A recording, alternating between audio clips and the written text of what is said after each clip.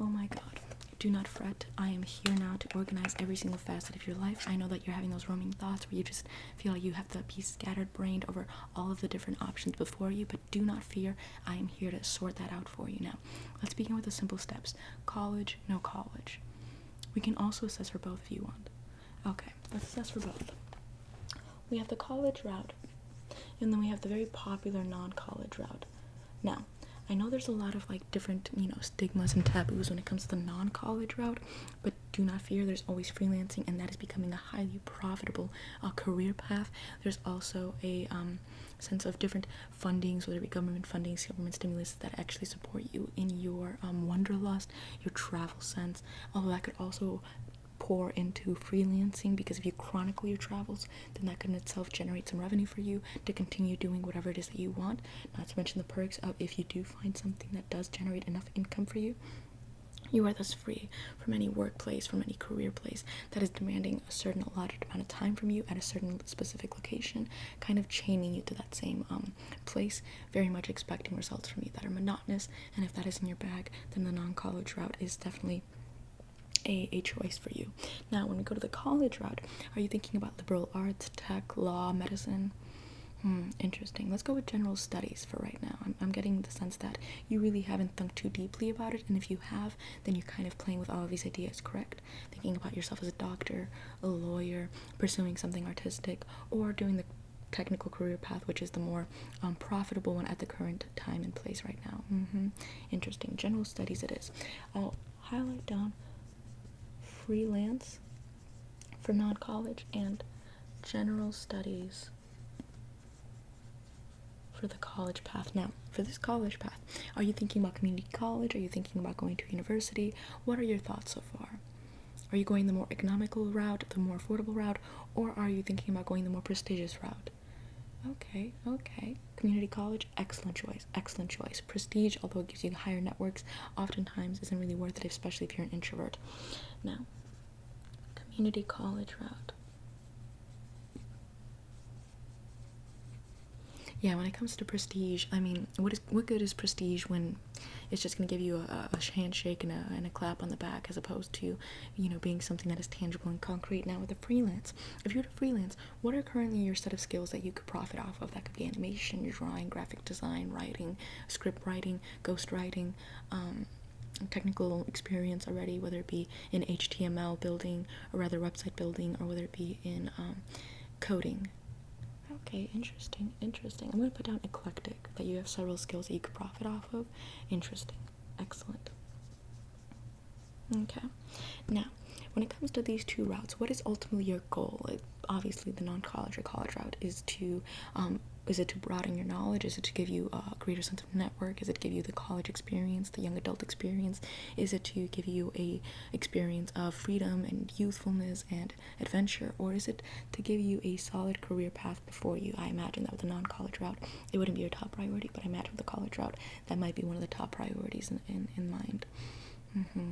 Is security and financial promise something that is high up on the board for you, or would you rather have more obscurity when it comes to the finality of your life path, as long as it just involved you having a good time, having fun, and having adventure, even if it came at the cost of some financial stress? Okay, interesting. I'm gonna put that down as a priority, but flexible. The two can coexist at one time. Oftentimes we are very multifaceted, very complicated, complex individuals that oftentimes are going off of one sense of security, off of the sense of wanting to maintain safe and feel secure, while also having the sense of wildness, adventures, a sense of having really coarse blood flowing through your veins. So the both of them could exist at the same time, and oftentimes, because they exist, you do oftentimes feel a sense of tension. Is this currently what you're feeling right now? Do not sweat it. Very common feeling, very understandable. This tension subsides with time once you realize what exactly is your top priority, where regardless of what the mental space is, the situation around you will change, and based on the situation around you, you will be faced with some decisions, and as these decisions come to foot, you will choose the one that most resonates with you. And oftentimes, if you choose what you want as opposed to what someone else wants or what society wants or what people expect of you, whether it be other people's comments, other people's articles, other people's input, if you choose exactly what it is that your heart and mind is choosing, you will not regret it. If you choose the opposite, you will 100% regret it. Does that seem understandable or digestible to you, or do you wish me to break it down a little easier? Basically, walk your own path, don't walk another person's path. Now, to the career aspect, there's a little bit of tension here, so let's put this to the side. Block this off for right now. What I'm getting right now is the idea that you don't really understand who you are. You don't seem to understand where you are at the current moment. Do you feel like there's a lot of different voices and a lot of different personalities that you've taken on or that you've allowed in that have obscured who you are for the sake of attaining, whether it be a sense of community, a sense of understanding, a sense of love, and a sense of acceptance?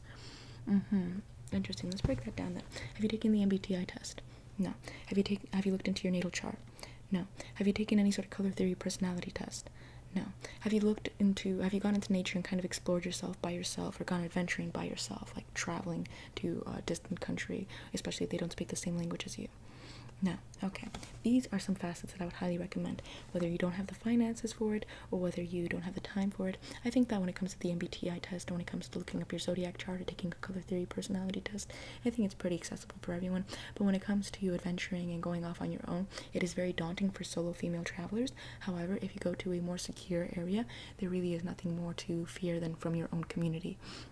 However, as for the affordability of it, that comes down to the freelance, but you could also have the college option of going and studying abroad, where they will fund it for you, or you'll tack it onto a loan, and you can handle the matter through a more accessible way. Granted, of course, loans are a scary word for a lot of people, scary for myself, so that isn't a necessary component to it. It's just a little cherry on the top if you have the means to do so, if you have the will to do so, and if you have the lack of fear to do so. Now, let's note that down. Traveling alone.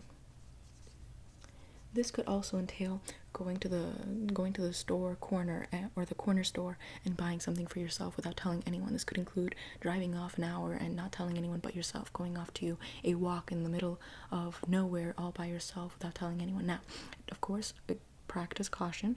You don't want to go through a murky terrain or a very violent terrain with a lot of hills and a lot of nooks and crannies you can fall into. Likewise, you don't want to go anywhere that's too isolated or insecure, because then you expose yourself to a little bit of danger. Common sense. However, if you go to a common place that has a lot of people in it and that you have a sense of protection and security there, but you just don't know anyone, then you feel alone, and you feel like you truly are alone enough to experience yourself as you authentically would without feeling the judgment of others. Now, if you return to the environment that you're most used to, there are a lot of people that you've been trained to consider their opinions and their input over your life, so it won't feel the same. You'll definitely feel a significant change between when you're alone in a place that you're unfamiliar with around a bunch of people you don't know, and how you feel 100% concentrated in who you are, as opposed to being in a situation that you've been repeatedly around a bunch of people that you've consistently been around and practicing things that you've already been trained to practice for years and years. So, traveling alone, personality tests, meditation. Cannot emphasize that enough. Meditation doesn't necessarily mean clearing your mind like a Buddhist monk. It just means reflecting, studying, thinking. It means just kind of like grounding yourself in a certain subject, and it might be a little difficult to kind of push away intrusive thoughts, but you kind of touch them delicately with a feather, push them away, kind of touch them away, and really ground yourself in whatever subject that it is you wish to study. So, for example, if you wish to ground yourself, you really sort of concentrate on your stomach, you concentrate on your physical body. What are you touching? What are you sitting on? What are you feeling right now? What kind of textures are around you? What room are you around? What situation are you currently in? And it really grounds you in the current moment, so that way you feel like you are 100% in your own body, gives you the same effect of traveling alone, and you feel like you can more easily process what sort of feeling or emotion you wish to consistently feel all the time, whether it be a sense of grounding, a sense of excitement, a sense of fun, a sense of adventure, or any such feeling. Now, when it comes to a sense of acceptance, that is exterior validation. And if you do feel like you want to be accepted, loved, and understood, you must question for yourself, or invert that question back to yourself and say, what is it about yourself that you don't understand? What is it about yourself that you can't accept? And what is it about yourself that you can't love? Granted, very difficult questions, but that's when meditation comes into place. Furthermore, natal chart, cannot emphasize that enough. I know a lot of people say that astrology is pseudoscience, but frankly, their existences are pseudoscience to me. So, natal chart.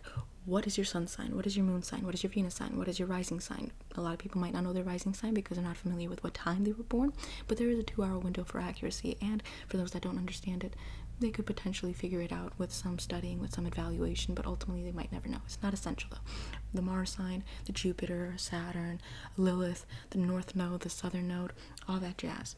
Really get to know what it is that the planets are telling you, what the stars are telling you, how they're influencing you, how they're feeding your sense of love, you're feeding your sense of anger, feeding your social life, what values you really prize. For example, if you have a lot of earth in your chart, that means that you're someone who's very materialistic, and that doesn't necessarily come with negative connotations. That doesn't necessarily mean that you're going to be a greedy, selfish person. It just means that you're going to be striving towards getting material possessions, whether it be assets, stocks, money, value, things that are tangible, things that are long-lasting, something that provides you security. It could also mean that you are very security-driven, which means that you don't really like taking too many risks that don't have a predictable outcome, or at least a return that is of higher value or very high value for the risk undertaken. Furthermore, it might also mean that you are very much grounded in who you are, grounded in, or rather, that your potential, your authentic self, is very grounded in who they are, and is very much grounded in what they want and how they are. They don't tend to be someone who's very jovial and light and social. They tend to be people who are very much just serious and pensive, constantly criticizing, analyzing, and judging situations around them. Thus, it makes them very efficient and highly practical individuals to be around. Now, if you're a Taurus, the added bonus of being a Taurus is that you tend to be very in tune with the sensual, in tune with the romance. If you tend to be a Capricorn, that means that you are definitely grounded in who you are, a very confident person. And if you're not currently confident, that is your secret potential, that is your secret power, that once you realize who you are 100% confident in yourself. And if you are a Virgo, that means you are very analytical. That is your superpower, very analytical, very good at reading people, very perceptive. Now, going on to the fire signs. If you happen to be a fire sign or have a lot of fire in your chart, that means you tend to be someone who's very adventurous. You tend to not want to be chained down. You want to be very boisterous. Everything that you do is very passionate. Everything you do is very much emotionally driven. But you also tend to kind of move along with your day, much like a forest fire, much like a burning flame. Now, if you tend to have that in, for example, your Venus, that means that you tend to have these very great whirlwind passions. If you tend to have that in your sun sign, then that means your identity is being very much a whirlwind passion. And if you tend to have that in your moon sign, then that means your internal emotional world, your sense of self, but when you're alone, is very much a fiery sense of self. Now, the way that this, and so on and so forth. Water sign is very emotionally deep, very pensive, very intuitive, very grounded in sense of romanticism. They very much do look for long-term commitments. They very much do look for a sense of love and acceptance, and they are always someone who's very perceptive and practically psychic. And if you have a lot of air sign in you, that means that you are a very social creature. You tend to be someone who enjoys company. You have the ability to change your faces or adapt to other people, or to be very eccentric and not care what other people think. Now, the way that this could play out in your personal life, once you figure out who you are, it could better categorize or catalog what exactly it is that you want from your college life. It could experience what you want in your romantic life, whether you want to pursue a romantic relationship or not, and what kind of romantic relationship you want to pursue if you do wish to pursue one. Now, it could also inform what sort of choices you choose to take on throughout your life. Now, for example, if you are an earth sign, you might want to start looking into assets. If you are a fire sign, you might want to look into travel. If you are an air sign, you're going to want to start looking into artwork, a sense of creation. And if you are someone who is a water sign, you're going to want to look into more poetry, more heart-based artwork, more enjoyment of a deep sense, a connection with other people, a very deep connection with other people. Now, with these practices, you'll better understand yourself, you'll better feel comfortable with yourself, you will have the opportunity to test yourself and find confidence in your ability to push your boundaries, your own boundaries. Never let anyone else push your boundaries. They have absolutely no business doing anything within your sense of identity or your sense of self. They're the reason you are in this point right now, is allowing other people to come in, push your boundaries, push you to the limit, or try to infiltrate your mind. This is the reason we are currently in this position, is that they've made you lose who you are and made you adopt who they are. So if someone else comes along and they start to, try and lecture you or try to advise you or try to give you their input, if you want to handle it the polite way, you say, no thanks, I didn't invite you to come into my space and tell me. If you want to do it the more, push them away sense, be like, no. End of story. Now, natal chart, better understand yourself, kind of create a new hobby, a new interest of yours outside of it as well. It's very fulfilling hobby to do. Now, after college and after this non-college experience and after the romantic aspects, are you currently dating anyone? Interesting. Okay. Now, what are some characteristics, if you do wish to pursue a romantic relationship, that you wish to find in a partner? Okay. Interesting. Are these flexible, or these are just strict characteristics that you cannot be flexible on, that these are things that you are specifically looking for? Okay, non-negotiable. I'm going to need you to sign off on this right here. Yes, I'm going to need you to sign off on that. Because if it's non-negotiable, I want you to make sure that it's like a contract that you're signing with yourself, that these are the characteristics that they must possess in order for you to find them attractive, or in order for you to engage in a relationship with them. Because if you end up finding someone else and you don't practice a strong sense of self or strong sense of identity, and you find someone that you feel like you kind of get along with, but it's not like ticking off every box, you will compromise with yourself and on your own values and on your own time, and that isn't something that we're really looking for at the current time, correct? We're not looking for someone to compromise on our time with. We're looking to dedicate our time to ourselves, and if someone really does tick off all these boxes, then they're worth being part of our lives, because we'll see them as a more supportive partner that can really help us achieve our goals, and vice versa, a partnership of sorts. So I would ask you to sign right here. Perfect. Thank you. Now that you've signed, I think that we have pretty much everything checked off, unless there is something else that you wish to develop. For example, hobbies. What are some of your hobbies? They could be paused at the current time. Yes, sometimes we need rest, sometimes we're very pensive, sometimes we're very lost in our time, sometimes our energy is being sapped away from us, or our sense of creativity isn't being encouraged or flourished, whether it be by ourselves or by others. So oftentimes our hobbies, whether it be painting, drawing, writing, skating, tends to take a pause. It's not ceased, you haven't abandoned it, you haven't lost it, just a pause. So what are some hobbies that you enjoy or wish to enjoy? Let me note that down. Fencing, language learning, writing. Okay, interesting. Traveling. Okay. Now, these are some of the hobbies that you wish to pursue. So, what are some current hobbies that you're keeping up with? Reading. Okay, excellent habit. And organizing. Okay, organizing and planning could be a symptom of highly anxious people and people who feel like they have an executive dysfunction going on with them. So although it is a very practical habit to have, and I highly encourage it, just be aware that sometimes that could stem from it. And so if you feel like you're beating yourself up over not being able to fulfill your to-do lists, I would highly recommend only planning 4 things to do in a day, and then you'll be more practical and efficient and far more satisfied with your day-to-day output. Okay? Excellent. And once again, laziness is just a gaslighting tactic that business owners in this country, those that benefit from the work of the exploited, have used against people for centuries. You are not lazy, you need rest, and even if you aren't productive for a very long time, ultimately that is your right to not be productive. You owe no one your time, you owe no one your labor, you owe no one your effort. You only owe that to yourself, and you are now learning how to embark on that journey with yourself. So now that we have all of this sort of mapped out and planned out, I must emphasize once again, traveling alone, that could be to another country where they don't speak your language, or it could be just to a forest that you haven't been to before. That's about 40 minutes away from where you are. Now, personality tests, MBTI tests, color theory tests, animal spirit tests. I know that there's a little bit of controversy surrounding that one, in the sense that spirit animals tend to be a sacred part of religious practices, but when it comes to that whole concept of what kind of animal you are most similar to when it comes to personality traits, that's the type of test I'm kind of directing you towards. Are you someone who's more of like a mouse, very shy, timid, or are you someone who's more of like a shark, very isolated, alone, but very defensive of your personal space? Meditation, highly recommend that. Doesn't necessarily mean emptying your mind and closing yourself off, although that could be the intention that you have, and it is also very practical and efficient, but more so in the sense of meditating on how you feel, grounding yourself, making sure that you're not losing your mind to different subjects, different different scenarios, different standards that other people are placing inside your head, but rather keeping your mind to yourself inside the space that you currently are, and practicing a sense of grounding in your own body, your own mind, your own opinions, your own feelings, your own thoughts, validating all of that jazz.